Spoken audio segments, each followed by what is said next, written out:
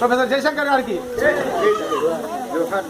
సభాధ్యక్షులు, ప్రధానోపాధ్యాయులు మరియు వాళ్ళ ఉపాధ్యాయ బృందం, ఇతర ప్రభుత్వ ఉద్యోగస్తులందరూ, గ్రామ వార్డు మెంబర్లు, మాజీ సర్పంచులు, గ్రామస్తులు, చిన్నారులు అందరికీ పేరు పేరున తెలంగాణ తొలి సంవత్సర ఉద్యమాభివందనాలతో పాటుగా శుభాకాంక్షలు తెలియజేస్తూ, అదేవిధంగా ఎందరో విద్యార్థుల త్యాగ ఫలితంగా, కేసీఆర్ గారి దీక్షా ఫలితంగా, ప్రొఫెసర్ జయశంకర్ గారి ఆలోచన విధానానికి, డాక్టర్ అంబేద్కర్ గారి కోరిక, అంబేద్కర్ గారు కూడా ఇదే విధంగా అంబేద్కర్ గారు ఎప్పుడూ రాజ్యాంగం రచించినప్పుడే చిన్న రాష్ట్రాలుంటే ఎంతో గొప్ప మేలు జరుగుతుందనే ఉద్దేశంతో వారు ఏ రూపకంగా అయితే దీన్ని రూపకల్పన చేయడం జరిగిందో దానికి బీజం వేసిన జయశంకర్ గారు, ఆయన ఆలోచన విధానాన్ని ముందుకు తీసుకెళ్లిన కేసీఆర్ గారు ఎందరో త్యాగదనులతో తెలంగాణ రాష్ట్రం ఏర్పరచుకోవడం జరిగింది.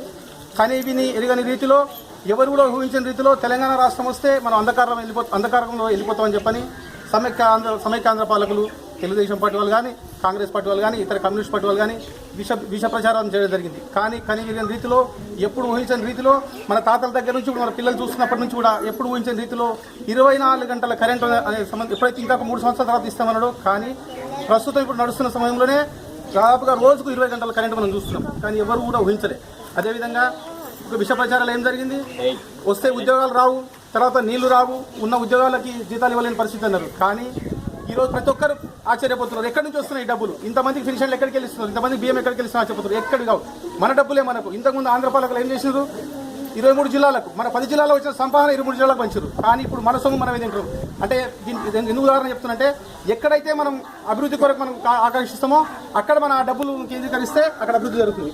అదేవిధంగా మన తెలంగాణ రాష్ట్రం కొరకు పోరాటంలో మన గ్రామం కూడా ముందుంది. దేని కొరకంటే మన గ్రామస్తులు ప్రొఫెసర్ భూపతిరావు గారు ఉద్యమంలో మొదటి నుంచి ముందున్నారు.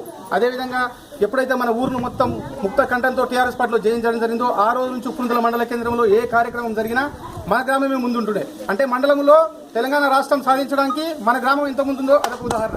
ప్రతి దీక్షా కార్యక్రమం కానీ, ఏ కార్యక్రమం జరిగినా, నిరసన తెలిపే కార్యక్రమం కానీ, సమైక్యవాదులకు నిరసన తెలవాలని కానీ మన గ్రామంకి వెళ్ళి మూకుమడిగా మండలంలో ఎవరు రానంత ప్రజలతో మనం వెళ్ళి నిరసన తెలుపుతాం. అంటే దీనికి అందరికీ మన గ్రామం కూడా ఒక ముందుంది.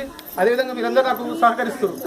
ప్రతి విషయంలో, రోడ్ల విషయంలో కానీ, విద్యుత్ విషయంలో కానీ, నీటి విషయంలో కానీ నాకు సహకరిస్తుంది. ఇదే విధంగా మీరు ముందు నాకు సహకరించండి. అన్ని పనులు ఖచ్చితంగా నెరవేరుస్తాం. అదేవిధంగా మన మండలంలో ఉప్పురుంతల మండలంలో మర్రిపల్లిలో మొట్టమొదటిగా నీళ్లు లేని గ్రామం ఏదంటే మన ఊరుండే, ఎప్పుడు ఒక 3 సంవత్సరాల కిందట. అదేవిధంగా నేను ఈ ఊరికి రావాల సేవ చేయాలనే అనే ఉద్దేశంతో 1 సంవత్సరం ముందు నుంచే రావడం జరిగింది. ఈరోజు మన మండలంలో నీటి వసతిలో మొట్టమొదటి మన గ్రామం ఉంది.